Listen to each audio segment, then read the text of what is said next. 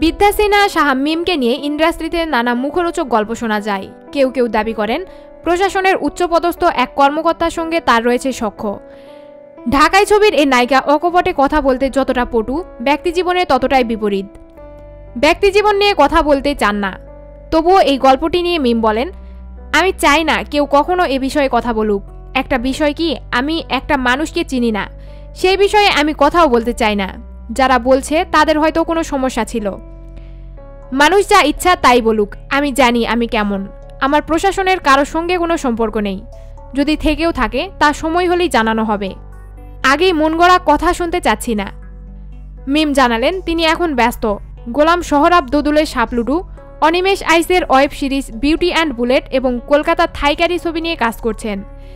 এছাড়া নতুন ছবি ও বিজ্ঞাপন নিয়ে কথা চলছে, খুব শীঘ্রই সে খবর জানানো হবে।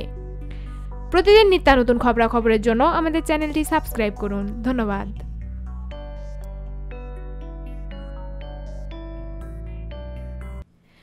প্রিয় দর্শক, আমাদের দ্বিতীয় চ্যানেল সেরা নিউজ থেকে একটু ঘুরে আসুন। ভিডিওগুলো ভালো লাগলে অবশ্যই সাবস্ক্রাইব করুন। চ্যানেলটির লিংক ভিডিও ডিসক্রিপশানে দিয়ে দেওয়া হয়েছে। ধন্যবাদ।